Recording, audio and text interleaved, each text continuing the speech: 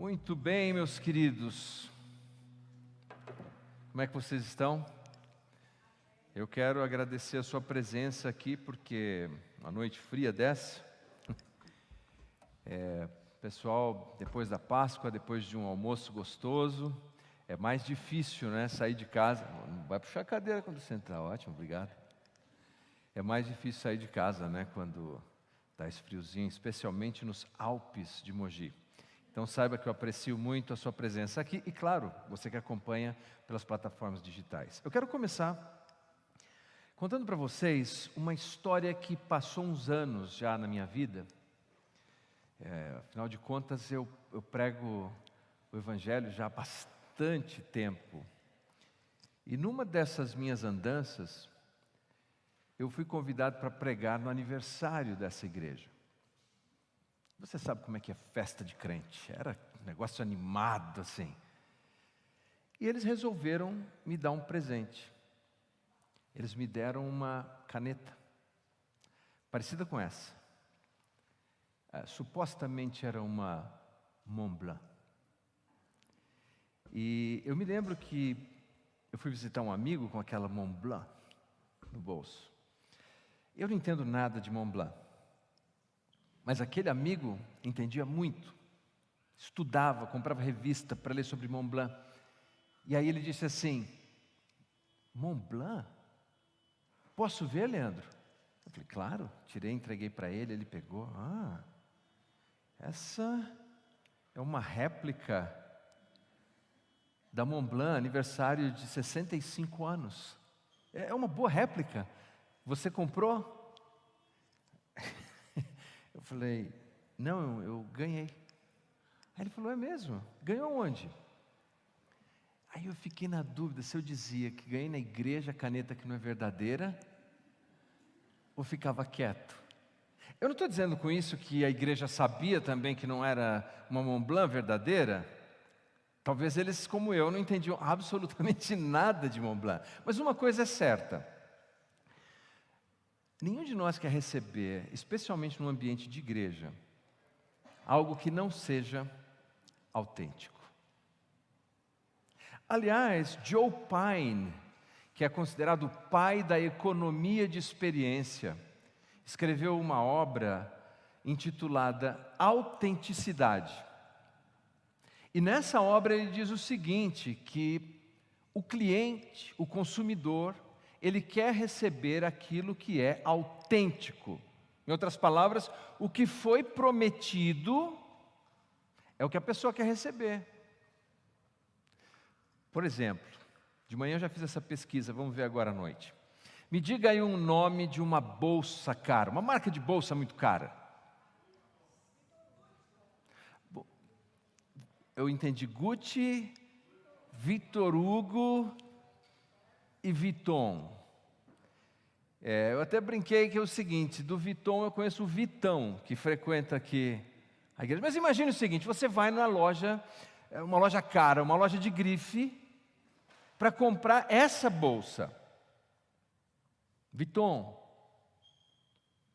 Gucci, qual é a outra? Victor Hugo, Victor Hugo. E você compra essa bolsa e paga um dinheiro por essa bolsa, e de repente você vai numa festa bacana e tem lá uma pessoa que sabe tudo desse tipo de bolsa e diz assim, é uma réplica. Você comprou na 25 de Marché? Você não vai ficar feliz com aquilo, porque você comprou e pagou desejando receber algo autêntico. Hoje eu quero contar para vocês a história desse homem que tinha a ambição de viver uma vida autêntica. Nessa noite em que nós celebramos a ressurreição de Jesus, a história desse homem é extremamente importante. Afinal de contas, Jesus vive. E uma tradição antiga ensina que quando alguém diz Jesus vive, nós devemos responder, verdadeiramente Ele vive. Então nessa noite especial em que nós afirmamos que Jesus vive, a história desse homem é extremamente importante. O nome dele é Jacó. Mas não é aquele Jacó do Antigo Testamento. É um Jacó do Novo Testamento. Porque Jacó é o patriarca, importante patriarca de Israel, e por essa razão os pais davam o nome aos filhos em homenagem a esse patriarca chamado Jacó. Aí o nome dele é transliterado do hebraico para o grego, do grego para português, para o inglês. Por exemplo, em inglês, o nome é James. Quando você vai assistir o filme James Bond, você está assistindo Jacó Bond. Ou, como traduzimos para a língua portuguesa, Tiago Bond. É meio esquisito, né? Tiago é o nome dele. E por que Tiago é importante? Abra sua Bíblia, por favor. No Evangelho segundo Mateus, capítulo 13, versículos de 53 a 58.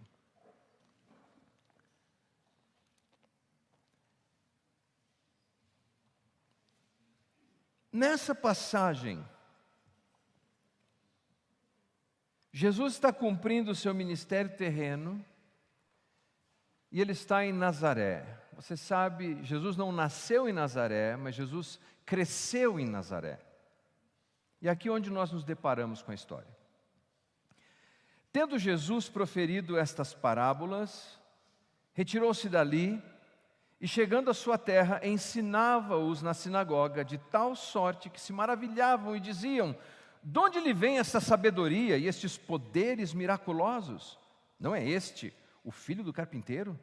Não se chama sua mãe Maria e seus irmãos Tiago, José, Simão e Judas? Não vivem entre nós todas as suas irmãs? De onde lhe vem, pois, tudo isto? E escandalizavam-se nele. Jesus, porém, lhes disse: não há profeta sem honra, senão na sua terra e na sua casa. E não fez ali muitos milagres por causa da incredulidade deles. Veja que interessante essa passagem. Essa passagem nos diz que Jesus tinha irmãos. E alguns irmãos são citados nessa passagem nominalmente. José, Tiago, Judas e outros irmãos anônimos e irmãs anônimas. Na tradição judaica era comum citar, primeiramente, o nome do filho mais velho. Mas você vê que Tiago aparece primeiro. Mas nós deduzimos que o filho mais velho é José, porque também na tradição, o filho mais velho carregava o nome do pai, José. Agora, Jesus não tinha o nome de José, porque obviamente Jesus não era filho biológico de José, ele é filho de Deus. E por ocasião da encarnação, o anjo disse que ele deveria ser chamado de Yeshua, de Jesus, porque significa o Senhor salva, e ele salvaria o seu povo dos seus pecados. Mas há uma inversão possivelmente aí na ordem, porque Tiago vai se tornar um irmão de Jesus extremamente importante. Esse Tiago, e era um nome comum, como disse, na história da igreja, ele tem um apelido: Tiago o Justo. Porque ele é um homem que ao longo da sua vida desejou e viveu por autenticidade. Ele não quer nada menos que autenticidade. Ele quer aquilo que é verdadeiro. E nessa relação que vemos no texto, a palavra de Deus, testemunhada por Mateus, diz assim: que Jesus está na terra onde cresceu, em Nazaré, e lá não pôde realizar muitos sinais, apesar de ter poderes miraculosos. E por que não pôde? Diz assim, porque eles sofriam de incredulidade aguda. Note que a incredulidade deles não é que ela drenava o poder de Jesus. Esse não é o ponto. Tem gente que acha que é isso. Olha, se não tem fé, Jesus não consegue fazer sinais. É uma bobagem isso. Jesus não ressuscitava mortos? Quanta fé tinha um morto? Esse não era o ponto. O ponto é que a incredulidade deles era tão grande que eles sequer levavam as pessoas necessitadas até Jesus. E por isso ele não fez muitos sinais ali, ao que ele diz assim: não existe profeta sem honra, a não ser na sua terra, Nazaré, onde ele viveu, e na sua casa. Porque os irmãos de Jesus não acreditavam nele. Se você, na sua casa, as pessoas não acreditam em você, não acreditam nos seus sonhos, não acreditam nas suas ambições pessoais, por mais louváveis que sejam. Se ninguém mais, mesmo na sua casa, acredita em você, você não está sozinho. Você está ladeado por Jesus. Porque os irmãos de Jesus sequer acreditavam nele. Abra, por favor, a sua Bíblia. No Evangelho segundo João. João, capítulo 7, versículo 5. João 7, 5. Mais tarde, o evangelista João, descrevendo o ministério público de Jesus, diz assim: pois nem mesmo seus irmãos criam nele. Vamos voltar de novo em Marcos, capítulo 3, versículo 21, numa ocasião, quando Jesus está sofrendo muita oposição por parte dos religiosos dos seus dias. Veja qual era o plano dos irmãos de Jesus, capítulo 3, versículo 21. Quando os seus, isto aqui é, os seus irmãos, ouviram isso, saíram para o prender, porque diziam, ele está fora de si. Os irmãos de Jesus não acreditavam nele, queriam levar Jesus de volta para casa à força. Uma pergunta que tem que surgir numa hora dessa é, por que não acreditavam em Jesus? Pelo seguinte, pelo menos duas razões. A primeira razão é que, ao que tudo indica, baseado na informação dos evangelhos, Jesus cresceu como uma pessoa normal. Excetuando-se aquele encontro que ele tem, registrado no Evangelho segundo Lucas, em que ele tem uma conversa prodigiosa com os doutores da lei, ou com as pessoas que estavam ali no templo naquele dia, tirando aquele momento, ele tinha 12 anos de idade, o restante da vida de Jesus parece que foi muito comum. Apenas alguns evangelhos posteriores, apócrifos, fazem citações de Jesus realizar algum milagre quando ele era apenas uma criança. Mas na Bíblia, no evangelho canônico, naqueles que foram testemunhas durante a vida de Jesus, não há registro algum de que ele tenha feito qualquer sinal quando era uma criança. Então, possivelmente, ele cresceu como um garoto normal, aprendendo lá na carpintaria de José a serrar, a martelar, a mão dele cheia de serragem. Essa era a vida de Jesus, ou construir, porque a palavra tecton significa um construtor. E os irmãos estão olhando e vendo isso. Tiago está olhando para Jesus e vendo isso. Mas aos 30 anos, quando Jesus é batizado, e o céu se abre, e o Espírito de Deus desce sobre ele na forma de uma pomba, e esse momento acontece o que nós chamamos de a unção, porque Cristo, Messias, significa ungido, e ali ele é ungido publicamente, é que ele passa a realizar esses sinais prodigiosos. E veja você então, é como se ele voltasse para casa naquele dia e dissesse, bom, agora eu estou deixando aqui a carpintaria, e eu vou ser Messias. Imagina o irmão chegar em casa e dizer, agora eu sou o Messias. Bom, essa é uma razão. Uma outra razão que possivelmente levava à incredulidade era o fato de que, novamente, nas tradições judaicas, o filho mais velho era responsável por cuidar dos negócios do pai depois do falecimento deste. E como José desaparece da história bíblica, você pode ver que José desaparece da história, é possível que a essa altura José já tivesse morrido, estivesse morto.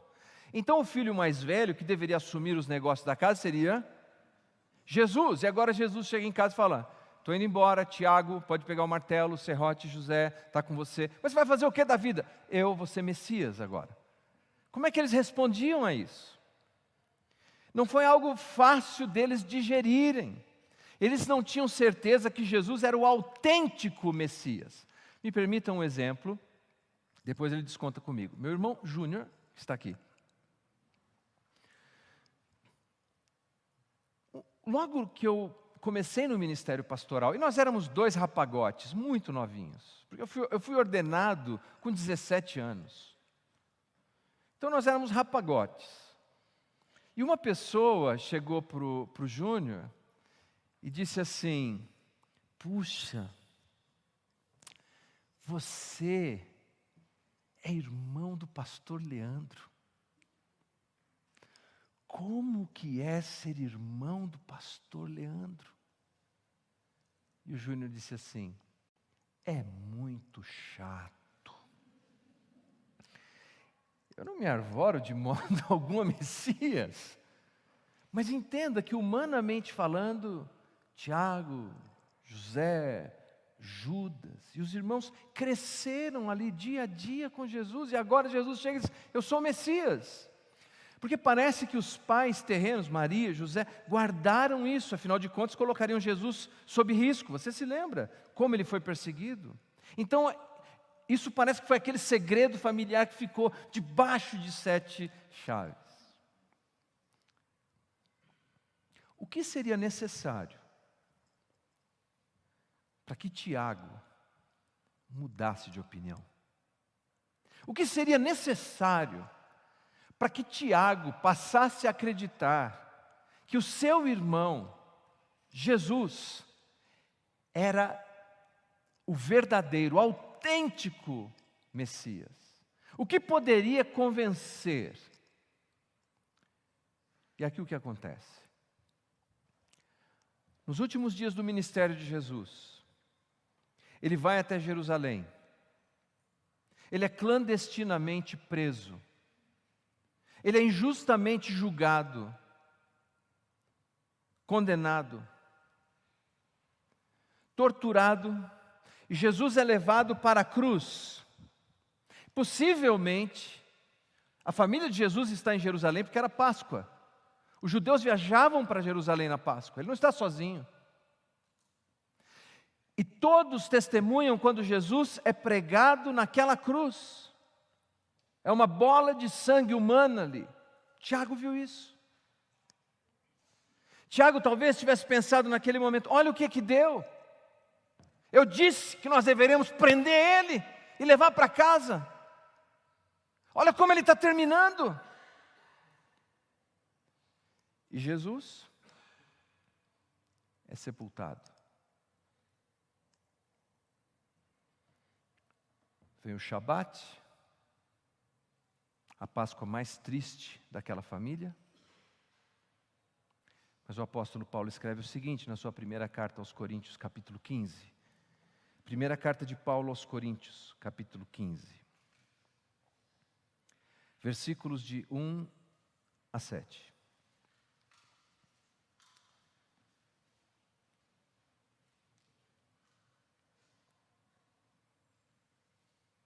Irmãos, quero lembrar-lhes o evangelho que lhes preguei. Ou, em outras palavras, aqui está a síntese do que é o evangelho. O qual vocês receberam e no qual estão firmes. Por meio deste evangelho vocês são salvos, desde que se apeguem firmemente à palavra que lhes preguei. Caso contrário, vocês têm crido em vão. Pois o que primeiramente lhes transmiti foi o que recebi, que Cristo morreu pelos nossos pecados, segundo as Escrituras, foi sepultado e ressuscitou ao terceiro dia, segundo as Escrituras. Agora, note, muita atenção. E apareceu a Pedro, e depois aos 12, e depois disso apareceu a mais de 500 irmãos de uma só vez, a maioria dos quais ainda vive, embora alguns já tenham adormecido. Versículo 7. Depois apareceu a Tiago. Imagine esse momento. Eu não sei onde estava Tiago nesse momento, eu não sei o que fazia Tiago nesse momento, mas eu sei que Tiago era um homem que queria uma experiência que fosse autêntica. Ele queria uma fé que fosse autêntica, um Messias que fosse autêntico. E no meio daquele turbilhão, no meio daquela tribulação, Yaakov, Tiago, sou eu, Tiago, Yeshua, Jesus, ressurreto. E ali, todas as dúvidas se desfizeram, todos os pontos de interrogação se dissiparam. Ele entendeu que aquele não era apenas o seu irmão, aquele era o Messias de Israel. E nisso, ele colocou a sua fé. Ao fazer isso, ao abraçar aquela experiência tão autêntica, tão verdadeira, ele não se torna apenas um crédulo, ele se torna o líder da igreja em Jerusalém, porque um homem que só acredita quando tem profunda convicção, é um homem que não se pode mais parar, ele mergulha agora de cabeça, é isso. Porque como alguém já disse, se Jesus não ressuscitou, nós não precisamos prestar atenção em nenhuma palavra de Jesus. Se Jesus não ressuscitou, não precisamos dar atenção a nenhuma palavra de Jesus. Mas se Jesus ressuscitou, não podemos ignorar nenhuma palavra de Jesus. Ele abraçou isso, ele abraçou essa fé, ele se torna o líder da igreja em Jerusalém. E ele é um dos primeiros a escrever uma carta inspirada pelo Espírito Santo no Novo Testamento. Bem, se ele é um homem que desejava autenticidade, que encontrou o autêntico Messias, uma fé autêntica, sobre o que você acha que ele nos escreveria? Que conselho ele daria para você? Que conselho ele daria para mim? Qual seria a síntese da sua carta? Autenticidade. Seja autêntico. Seja verdadeiro. Tenha uma fé verdadeira. Abra sua Bíblia, por favor, na carta de Tiago.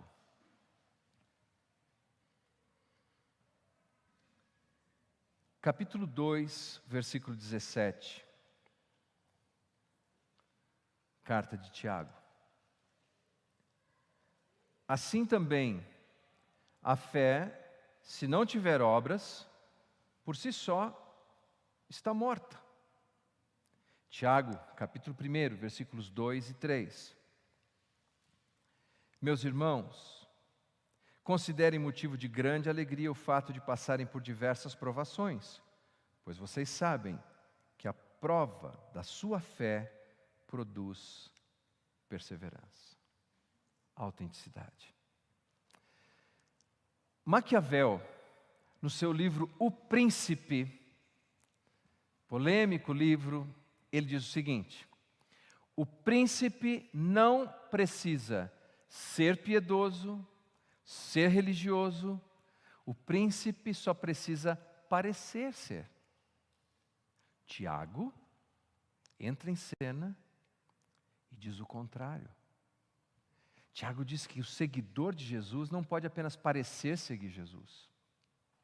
Que quem afirma fé em Jesus não pode apenas afirmar uma fé falseada, não autêntica. Porque na vida e nos desafios da vida, uma fé inoperante em nada pode nos ajudar. E então Tiago, e rapidamente eu quero apresentar para vocês esse esboço dessa carta de Tiago. A primeira coisa que ele nos diz é o seguinte, capítulo 1. A fé autêntica, ela não arrebenta quando passa por tribulações. Ele diz assim que se eu e você estamos passando por tribulações, nós deveríamos então pedir a Deus sabedoria. Quando nós enfrentamos dificuldades e problemas, normalmente nós pedimos uma saída. Nós queremos sair do problema, queremos sair da dificuldade. Nós queremos um gênio da lâmpada. Mas Deus não é o gênio da lâmpada. Se a sua fé é autêntica, é o que diz Tiago, e você está no meio de uma tribulação, no meio de um desafio pessoal, você não pede saída, você pede sabedoria.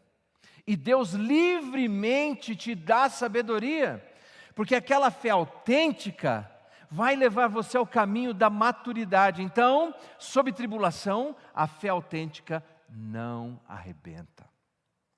Segundo, ele nos diz no capítulo 2, que a fé autêntica não fracassa em seu discernimento no que diz respeito às diferentes camadas e recortes da sociedade.